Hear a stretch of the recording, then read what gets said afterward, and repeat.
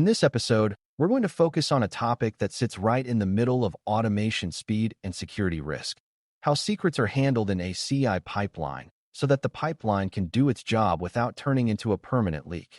Continuous integration, CI, is the automated process that builds, tests, and packages changes, and those steps often need access to private things like keys, tokens, passwords, or certificates. In security language, a secret is any value that grants access or proves identity. And the problem is that automation wants secrets to be available on demand, while security wants secrets to be controlled and short-lived. If you treat secrets as simple strings you copy around, you eventually end up with secrets in logs, secrets in build artifacts, and secrets sitting on machines long after they are needed. Operators solve this by using encrypted vaults, by building revocation into the lifecycle, and by using lease expiration so access naturally ends even if someone forgets. The beginner goal is to understand why these ideas matter, what they do at a high level, and how they reduce damage when something goes wrong. Before we continue, a quick note. This audio course is a companion to our course companion books. The first book is about the exam and provides detailed information on how to pass it best.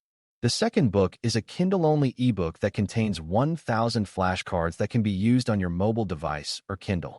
Check them both out at cyber.author.me in the Bare Metal Study Guide series. Start with the core risk. A pipeline runs automatically, often many times per day, and it touches multiple systems, which means it is a high-value target. If an attacker gets a secret used by the pipeline, they might be able to pull private code, push malicious changes, access cloud resources, or deploy software into production. Even without an attacker, accidental exposure is common because pipelines produce logs, reports, and artifacts that are shared widely. A secret that appears in a log line can be copied and reused long after the build finishes, and a secret that is baked into an artifact can spread through environments without anyone noticing. This is why the rule of least privilege matters so much in automation. The pipeline should have only the access it needs, only when it needs it, and only in the scope it needs. That rule is a mindset, not a single setting, and it leads naturally to vaults, revocation, and expiration. Once you see the pipeline as a powerful robot that needs controlled keys, the rest becomes intuitive. An encrypted vault is a secure storage system designed specifically to hold secrets so they are not scattered across files, scripts, and environments. The vault protects secrets at rest by encrypting them, and it also controls access by requiring authentication and authorization before releasing any secret. The important part for beginners is that encryption alone is not the whole story. Access control and auditing are just as important because you want to know who requested a secret, when, and for what. In an operational sense, a vault is like a safe with a sign-out log and time-limited access, not like a hidden sticky note. When a pipeline needs a token, it asks the vault at runtime, receives the secret through a secure channel, and uses it briefly. The secret is not hard-coded in code repositories, not stored in plain text configuration, and not casually passed around. This design reduces accidental leakage and improves response when something is compromised because there is a central place to manage secrets. A key benefit of a vault is that it changes the shape of trust in your system. Without a vault, secrets tend to be long-lived and widely distributed because every place that needs a secret must store it. With a vault, you can keep secrets centralized and distribute only access to retrieve them, which can be more controlled. This also helps with separation of duties, because the people who write pipeline logic do not necessarily need to see the raw secret values. It helps with rotation, because you can update a secret in one place and have new builds retrieve the updated value automatically. It helps with incident response, because you can revoke access or disable a secret quickly without hunting through dozens of files. For beginners, the big idea is that vaults reduce the number of copies of secrets and reduce the number of places secrets can accidentally leak. The fewer copies you have, the smaller the blast radius when something goes wrong. Now let's talk about revocation, which is the ability to invalidate a secret or access token so that it cannot be used anymore. Revocation matters because you should assume secrets will eventually be exposed, whether through human mistake, machine compromise, or a misconfigured log setting. If you cannot revoke a secret, then exposure becomes a long-term problem, because the leaked value remains useful until it expires naturally, which could be months or years. Operators want revocation because it turns a scary incident into a manageable one. You can cut off access quickly, then investigate with less pressure. Revocation can apply to different things, like passwords, API tokens, certificates, and access grants, but the core idea is the same. A revoked credential should fail immediately when used, and that failure should be visible in logs and monitoring. When you design a pipeline, you want to know not only how it gets secrets, but also how quickly you can invalidate them if needed. Revocation is most effective when it is part of a planned lifecycle rather than an emergency-only action. A good mental model is to treat secrets like keys to a building. You do not wait for a break-in to decide how to disable a lost key. You have a system for deactivating and reissuing keys. In pipelines, that means you define who is allowed to revoke secrets, how revocation is triggered, and how the pipeline behaves when access is revoked. A pipeline that fails safely is one that stops rather than silently trying risky fallbacks when it loses access. It also means you avoid building a pipeline that depends on secrets that cannot be revoked, because that creates unacceptable risk. Beginners sometimes assume revocation is the same as changing a password, but operationally, revocation needs to be fast, reliable, and enforceable across all systems that accept that credential. When the systems support revocation properly, response becomes much more controlled. Lease expiration takes this lifecycle idea further by making secrets temporary by default. A lease is a time-limited grant, meaning the secret you receive is valid only for a defined duration, and after that duration it stops working.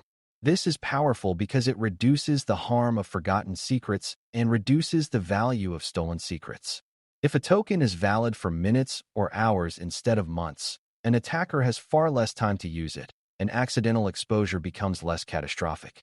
Lease expiration also encourages better automation hygiene, because the pipeline must request secrets when needed rather than storing them for later. The operator way to think about leases is that they turn secret management into a renewable resource, like a temporary badge, rather than a permanent master key. This also improves auditing because each lease issuance becomes an event you can track. When you combine lease expiration with revocation, you get both automatic safety and emergency controls. Lease expiration has another subtle advantage. It reduces the temptation to overprivilege credentials. If a credential is short-lived and scoped, you can be more confident granting it the narrow permissions it needs. This ties directly into least privilege because you can create credentials that are specific to a job, specific to a project, or specific to an environment.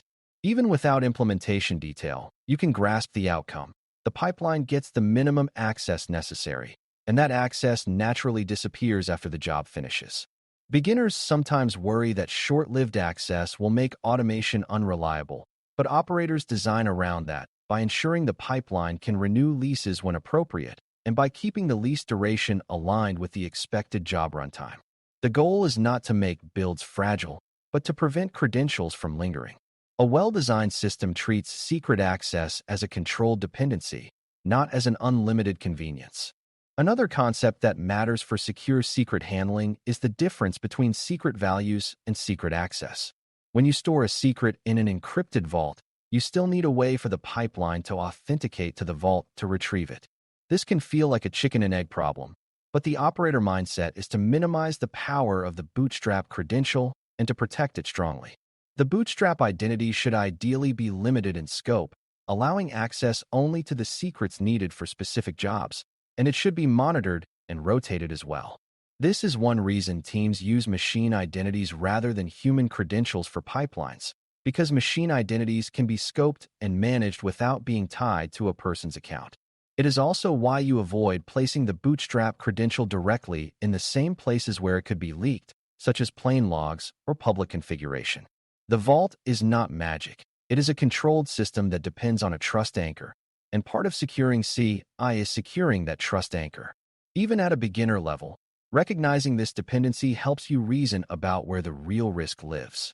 You also need to understand why secrets show up in places they should not, because that is where operational failures often begin. Secrets leak through overly verbose logs, through debugging output, through error messages that echo inputs, and through tools that print full request payloads. They also leak through environment variables that are inherited by child processes, through files written to temporary directories, and through artifacts that capture runtime state. Operators reduce this risk by designing pipelines that treat secrets as sensitive data at every step, meaning they avoid printing them, they mask them in logs, and they ensure secrets do not persist beyond the job. This is not just a best practice slogan. It is an outcome of thinking about where data flows. If a secret can flow into a log, it will eventually flow into a log during an incident, when people enable extra debug output. Designing for safety means assuming stressful conditions and still keeping secrets protected. Now connect these concepts to a realistic incident scenario without turning it into a step-by-step lab. Imagine a pipeline token is accidentally exposed in a build log because someone enabled verbose output. If the token is long-lived and cannot be revoked quickly, the incident becomes urgent because the window of exposure is large and unknown. If the token was retrieved from a vault with a short lease, the exposed token may expire quickly on its own, reducing the immediate risk. If you can revoke the lease or revoke the underlying token, you can cut off access immediately while you investigate. The vault also provides an audit trail of which jobs requested that secret and when, which helps you understand scope. This is what operators mean by reducing blast radius. You design systems so that a single mistake does not become a long-running compromise. The point is not to avoid mistakes forever, but to make mistakes survivable. To wrap up, securing CI secrets is about accepting that pipelines need access while refusing to accept that access must be permanent, broad, or hard to control. Encrypted vaults centralize secrets, protect them at rest, and control access with authentication, authorization, and auditing. Revocation gives you the power to invalidate secrets quickly when exposure is suspected or confirmed, turning chaos into manageable response. Lease expiration makes access temporary by default, shrinking the window of risk and preventing credentials from lingering long after they are needed. When these ideas work together, your pipeline becomes both more secure and more operationally resilient, because it can keep moving while minimizing the damage of inevitable errors. The operator mindset is to think in life cycles: how secrets are issued, how they are used, how they are monitored, how they expire, and how they are revoked. Once you can explain that life cycle clearly, you are thinking like someone who can build automation that is fast without being reckless. Thanks for listening. For more audio courses, daily newsletters, and more, please visit baremetalcyber.com.